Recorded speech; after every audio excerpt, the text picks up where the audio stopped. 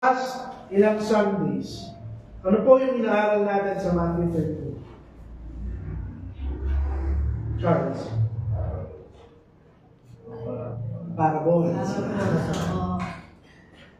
Ngayon, pagkatapos ikwento ng Panginoon yung lahat ng parabola, tinanong niya yung kanyang mga disipulo, have you understood all these things? Naunawaan niyo ba yung lahat ng bagay na aking tinuturo? At nandun makikita mo yung importanteng transition magmula sa pagtuturo na hindi na nag-e-explain ng Panginoon ng katotohanan, 5. Pero ine-examine niya ngayon yung puso at isipan ng mga taong nakarinig ng kanyang katuruan. At ngayon, ang tanong niya, have ye understood? Ibig sabihin kasi, yung understanding, hindi lamang yan simpleng alam mo yung isang bagay. Magkaiba yung alam mo yung isang bagay sa naunawaan mo yung isang bagay. Pag alam mo, intellectual lamang yun. Pag naunawaan mo, dala-dala mo ngayon yung bigat, yung responsibilidad, at yung consequence ng pagkakaunawa sa isang bagay. Kapag nalaman mo yung katotohanan, alam natin na kung saan, pag narinig mo yung katotohanan, pribilehiyo ka, may pribilehiyo ka na makarinig ng katotohanan ng salita ng Panginoon. Pero the moment, sa oras, na maunawaan mo yung salita ng Panginoon, hindi na lamang yan isang pribilehiyo, may responsibilidad ka ngayon sa salita ng ating Panginoon. At nilinaw dito ng Panginoon, ng pagiging isang disipulo niya ay hindi natatapos sa pakikinig. Nagsisimula yan sa pagkaunawa, at yung pagkaunawa mo ng salita ng Panginoon, itutulak ka na sumunod sa ating Panginoon.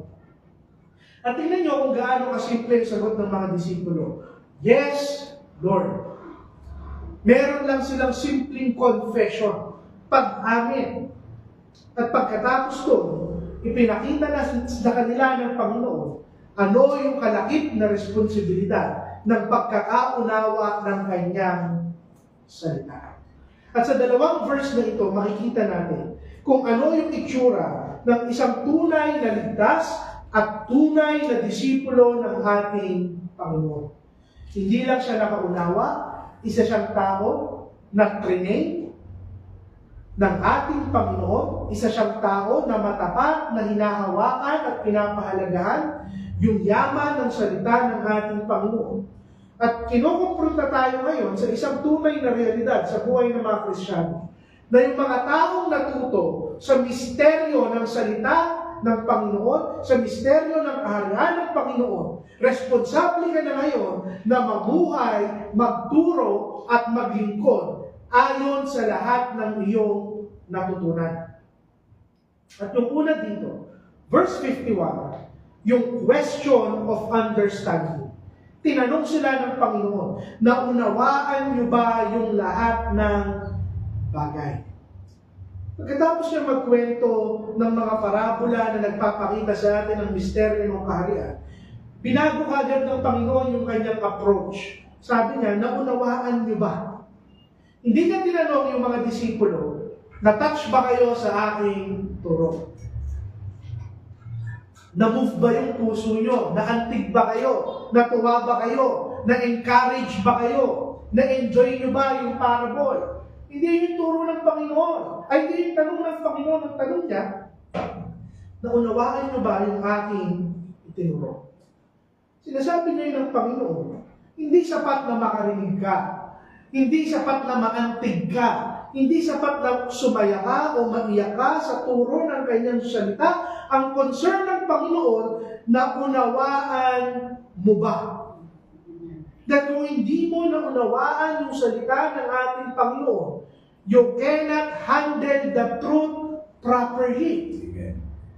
Sinasabi ngayon ng Panginoon na sa isang taong ligtas, hindi optional na maunawaan niya ang salita ng ating Panginoon. Hindi ka pwedeng manampalataya sa isang paniniwala na hindi mo ito nauuna waan.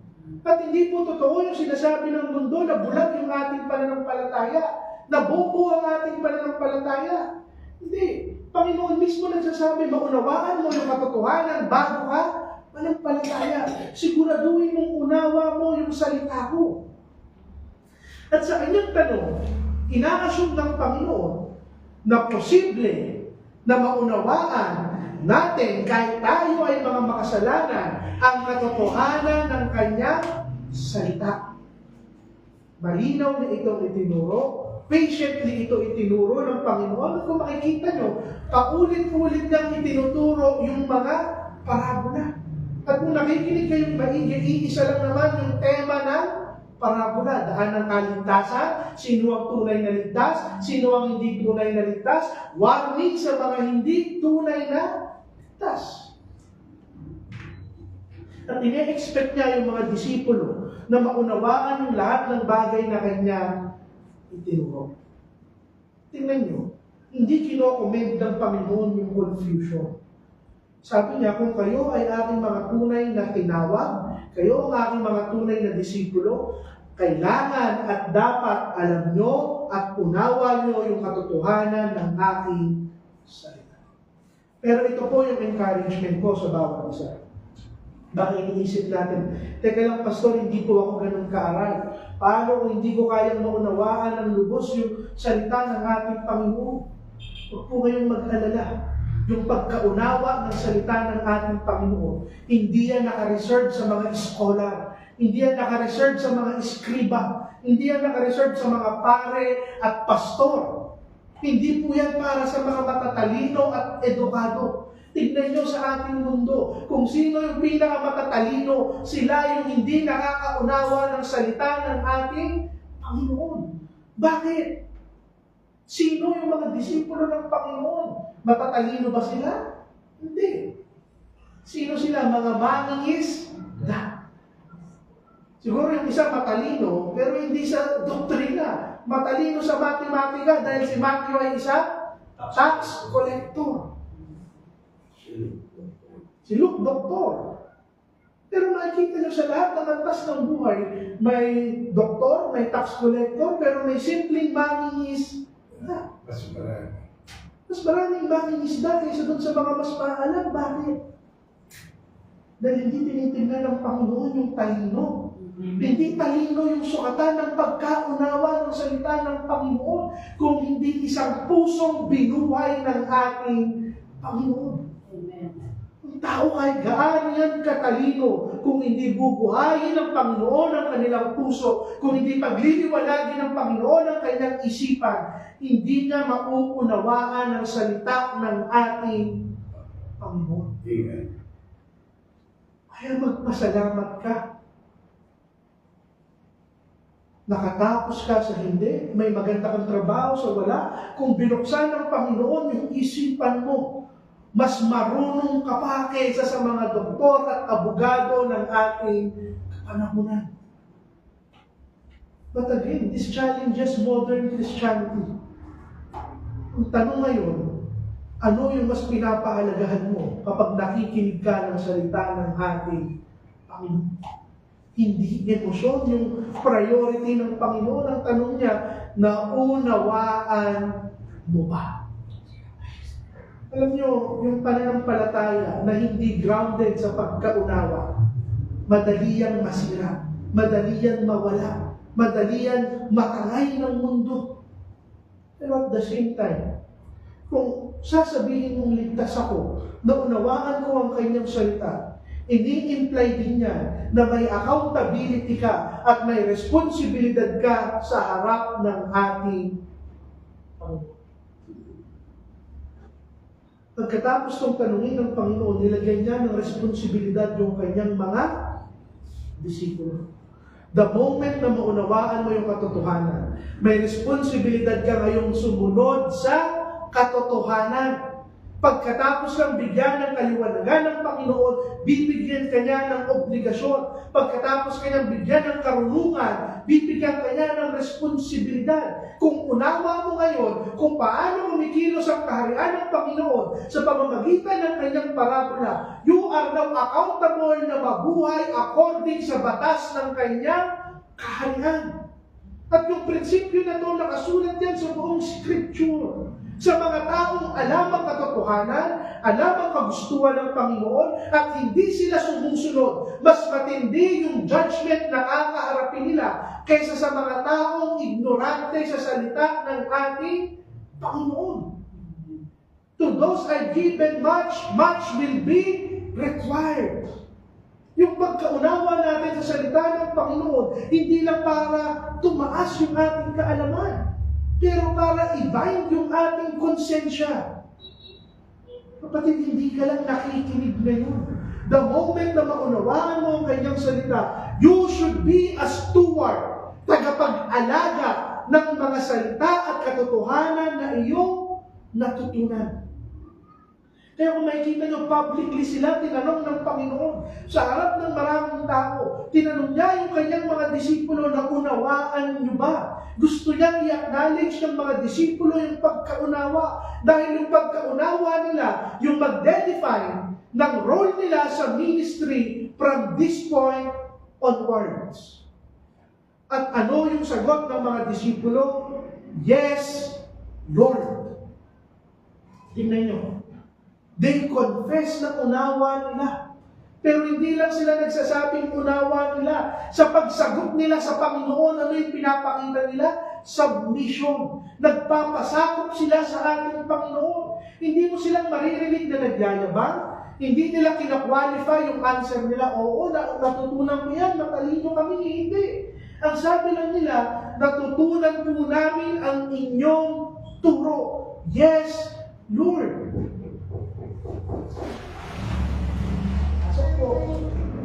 At yung response nila, makikita nyo na kung saan importante. Yung tunay na pagkaunawa, lagi yan nakapare sa pagpapakumbaba.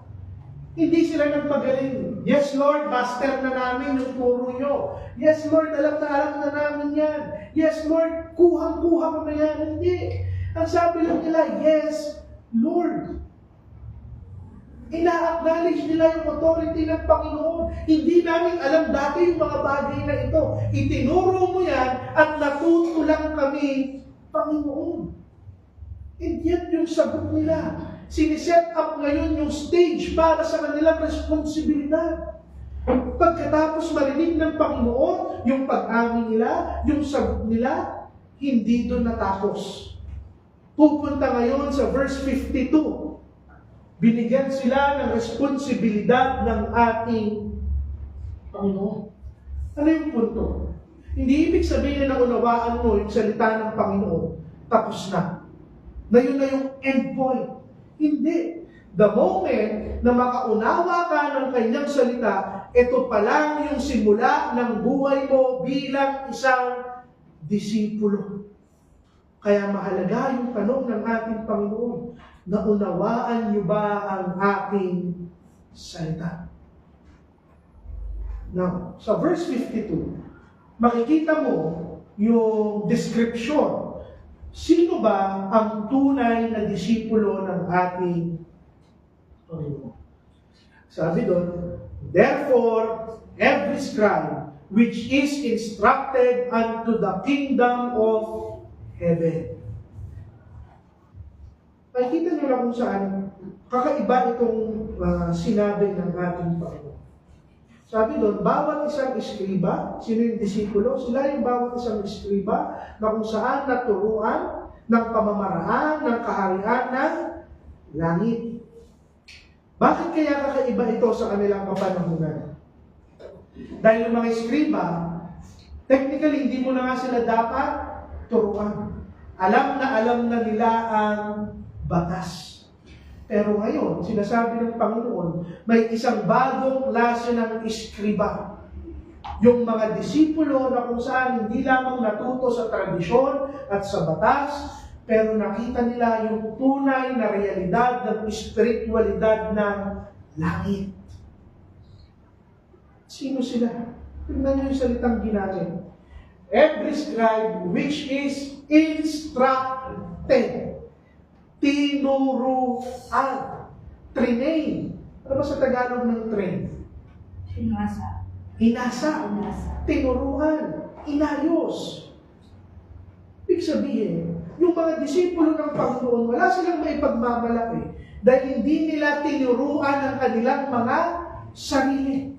They are not self-taught. Lahat ng meron sila ay nanggaling sa turo ng ating Panginoon. Ibig sabihin, yung tunay na discipleship nagsisimula sa submission, hindi sa pagmamalaki. Pag sinabi natin discipleship with submission, handa kang maupo sa paanan ng Panginoon, makinig sa Kanya, matuto sa Kanya, at hayaan mo yung salita ng ating Panginoon na hubugin yung iyong kaisipan at pagkaunawa. Yun yung tunay na discipleship. At yung instruction dito ng Panginoon, yung pagtuturo niya, hindi ito casual, hindi ito superficial. Maingat na itinuro ng Panginoon sa lahat ng kanyang parabola, yung kanyang kaharian, yung opposition sa kanyang kaharian, yung paglago ng bawat isa, yung daan ng kaligtasan, yung judgment at galit ng kanyang ama. Ano yung punto rito? Dapat grounded tayo, nakaugat tayo sa mga katotohanan na ito. Hindi sapat na alam mo lang ang mga bagay na ito. Ibig sabihin, yung point of view natin, yung pananaw natin sa mundo, yung expectations natin, yung desisyon natin, yung priority natin, yung pamumuhay natin, yung mga pinipili natin puntahan at samahan, dapat yan hinuhubog ng kung ano yung naunawaan mo sa salita ng ating Panginoon.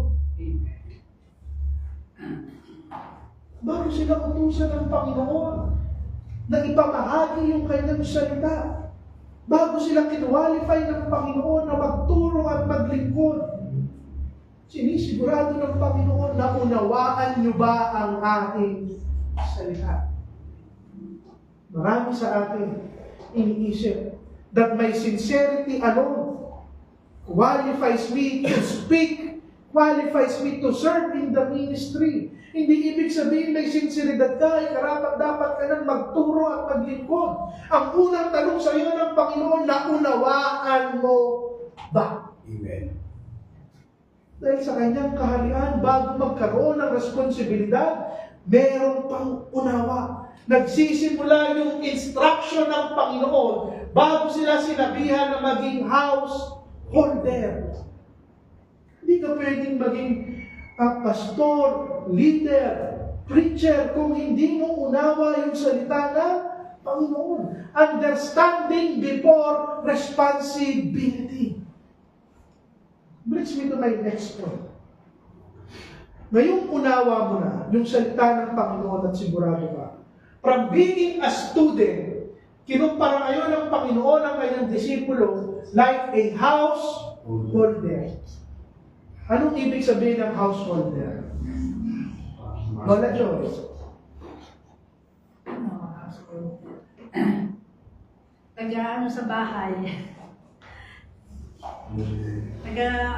Pangasiwa, gano'n. Anong iba sa Ingles ng tagapangasiwa? Hindi master. Pag householder ka, hindi ikaw ang master.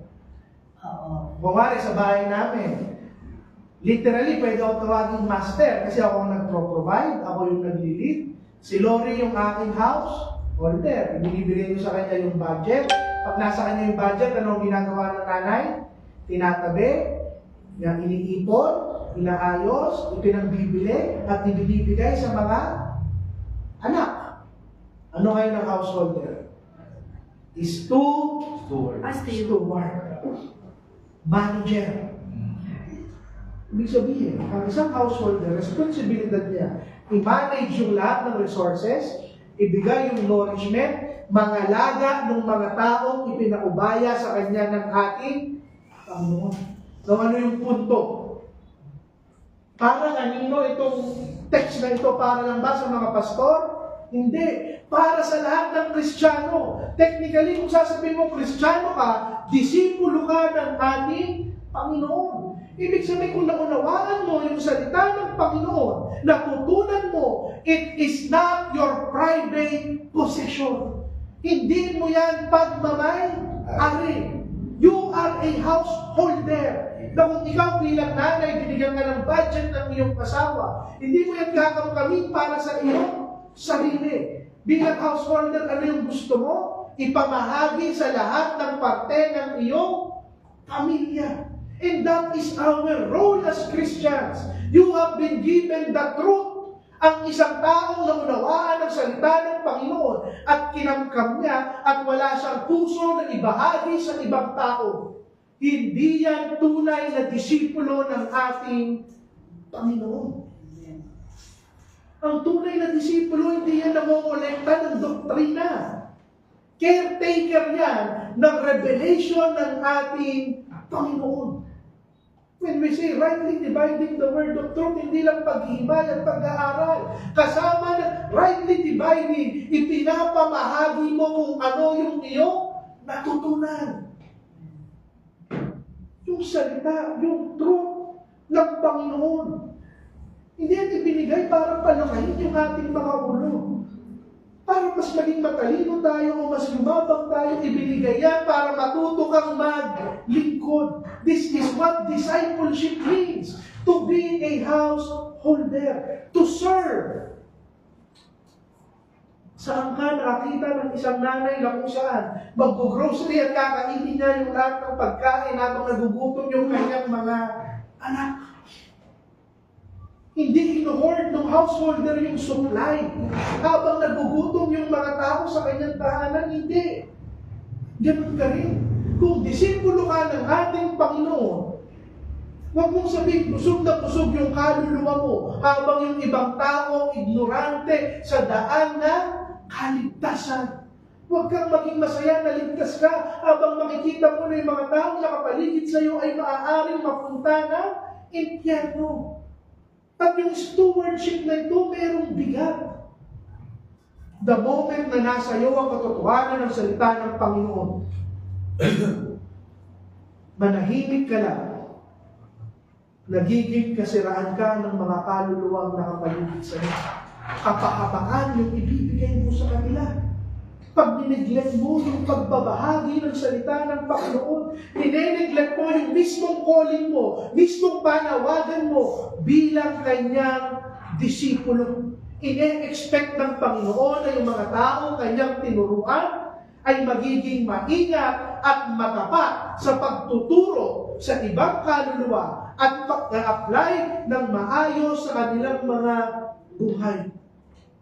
Meaning, true discipleship, hindi lamang yan patungkol sa iyong personal growth. It should lead you to be the way na lumago ang ibang tao at makita nila ang daan ng kaligtasan. Ibig sabihin, ang discipleship pala is being a good steward. Hindi yan talino lamang, hindi ang pagkaunawa lamang. Alam mo, hindi naman pinuri ng Panginoon yung mga skriba sa kung gaano marami yung alam nila. Sabi dito ang sukatan kung sa paano mo minamanage yung katotohanan na ibinigay sa iyo ng Panginoon. Ang kinatutuwa ng Panginoon, katapatan sa paglilingkod at pagbabahagi ng kanyang salita, hindi talino. Katapatan ang tunay na marka ng isang disipulo. Kapatid, this rebukes two extreme. Ano yung dalawang extreme sa Christianity? Una, pride. Yung pride, marami kang alam, pero hindi ka naglilingkod. Pangalawa, fear. Takot. Alam mo yung totoo, pero hindi mo magawang ibahagi sa iba. At tinatawag tayo ngayon ng Panginoon, maging matapat ka. Balanse yung stewardship. Yung tunay na disipulo, instructed. Pag sinabi natin instructed, trained. hinasa, pinagkatiwalaan, binigyan ng responsibilidad. Kapatid, kailangan natin ma-recognize sa araw na ito na yung katotohanan na alam mo, hindi yan sa'yo. Galing yan sa ating Panginoon. Natutunan mo yan kay Kristo. At responsibilidad mong ibahagi yan sa ibang tao. Hindi ka dapat tagapakinig lamang. You are to be a steward. Amen. Pangatlo, there is a responsibility. Sabi dito, you are like unto a man that is a householder. Householder distributes. In the same way, kung disipulo ka ng Panginoon, ikaw dapat yung magdadala ng katotohanan. Ang isang katotohanan na inilibing lang sa ating mga isip at hindi ibinahagi, hindi niya nagampanan yung purpose niya sa buhay mo. Kapatid, nung disipulo ng Panginoon, hindi yan database ng doktrina. Sorry, alam niyo po yung database sa aking trabaho. Yung database, lahat ng personal information, sabihin mo ng isang tao, doon inilalagay, doon ibinubukos, doon itinatago. No, ang punto ko, hindi ka pwedeng tanggap lang ng tanggap.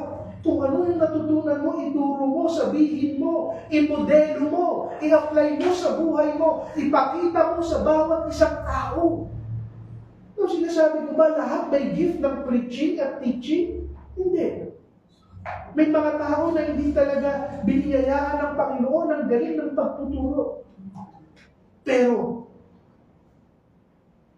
kung hindi mo kayang magturo sa loob ng iglesia, kung wala kang gift ng pagtuturo sa mga ministeryo, kaya mo pa rin ipasa yung katotohanan ng salita ng ating Panginoon. Kung nanay ka sa inyong mga anak, sa inyong tahanan, makita ng mga katrabaho mo na Kristiyano ka, sa kung paano ka kadisente magtrabaho, na hindi ka nagdadaya ng oras, hindi ka nagnanakaw, inaayos mo yung pamumuhay mo, makita ng mundo na kung saan banal ka kahit sa mga panahong mahirap. Ano yung punto ko? Yung prinsipyo na ito ng pagiging householder, kinoconfront, kinokompronta, yung pagiging panatag, complacent ng mga Kristiyano. Amen. Marami ang gustong matuto, pero ayaw nila yung responsibility ng pagtuturo. Amen. Marami ang gustong tumanggap, pero ayaw magbigay. Hindi yan sinasabi ng Panginoon. Kung natuto ka, kung na-instruct ka, maglingkod ka. Kapatid, yung truth, kailangan timely yan at appropriate. Alam niyo, isang maganda pag sinabing householder. Kumari sa isang nanay, hindi lang niya dinidistribute yung meron siya. Hindi niya lang ipinapamigay yung meron siya sa kanyang mga anak, sa kanyang asawa. Pero alam niya kung kailan at paano. Ganun din tayo. Hindi pwede na kung saan. Alam mo dapat kung kailan mo idadap yung lahat ng kaalaman mo sa isang tao. At alam mo kung kailan hindi dapat.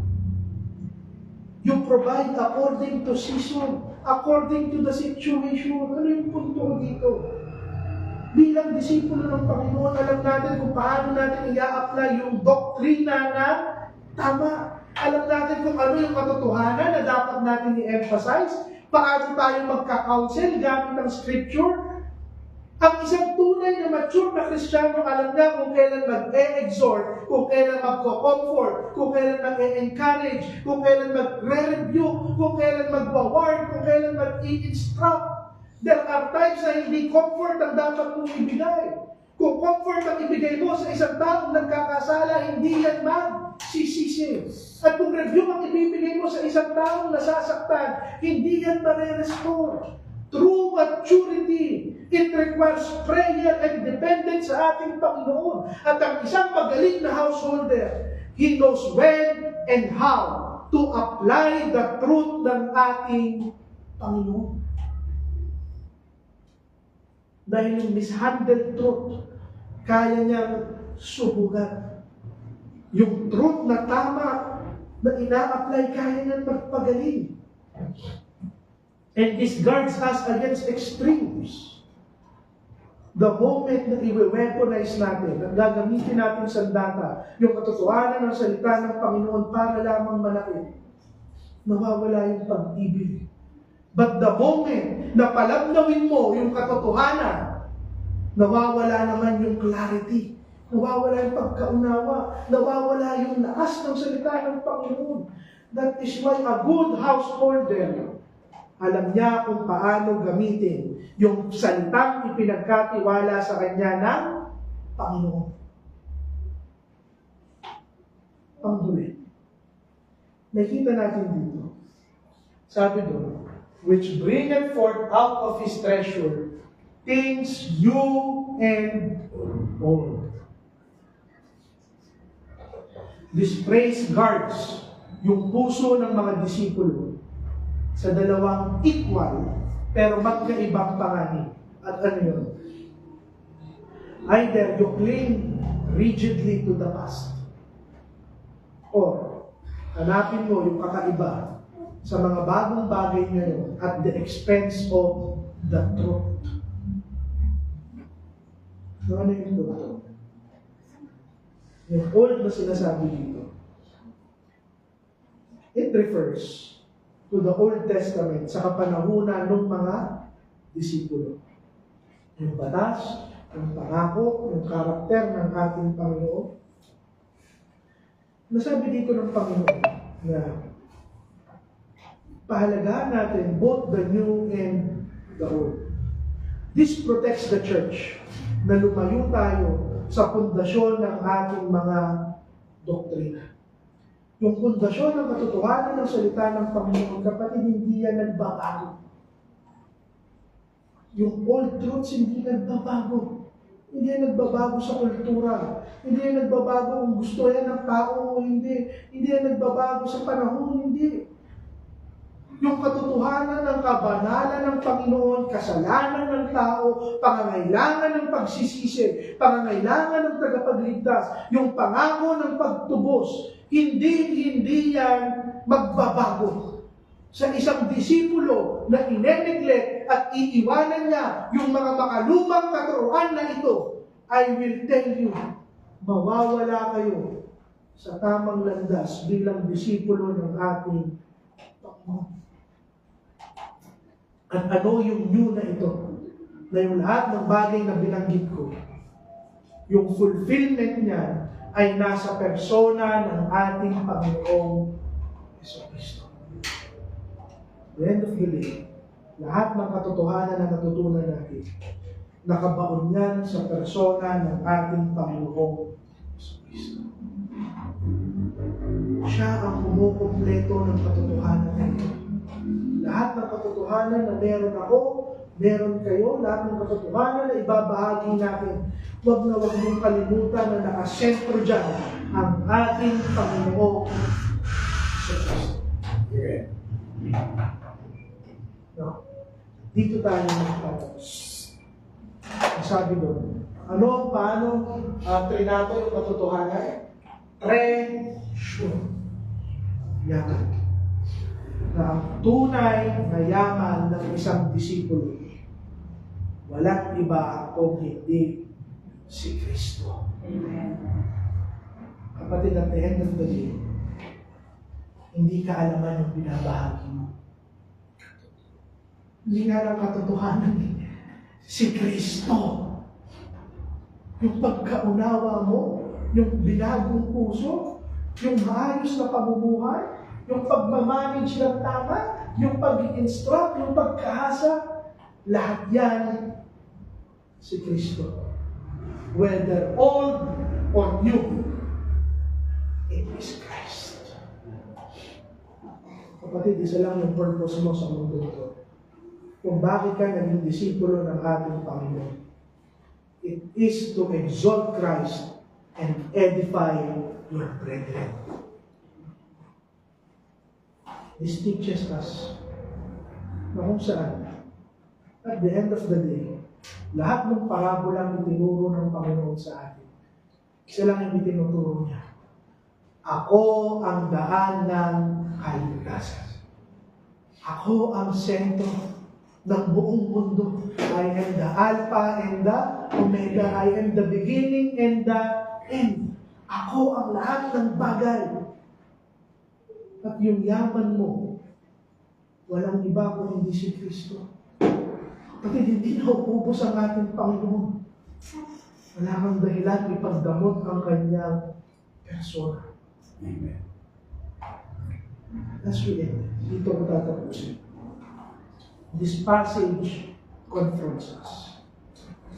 Have you understood all these things? Naunawaan mo ba yung lahat ng bagay? That if I were to rephrase yung tanong ng Panginoon, simple lang. Sa lahat ng linggong inaral natin yung parabola ng ating Panginoon Jesucristo. Nakita mo ba yung persona ng ating Panginoon? Talaga hindi mo nakikita yung mukha ng Panginoon sa kanyang salita, hindi mo pa tunay na nauunawaan yung katuruan ng ating the moment na makita mo, you are now a disciple. You have now the responsibility of understanding, to teach, to edify, and to show the way of salvation. Amen. Panginoon, salamat po na sa inyong mga katuruan at paalala, Panginoon, sa pagbibigay sa amin ng responsibilidad at accountability, Panginoon. Kawarin mo kami sa aming mga kasalanan at naglalaro po kami.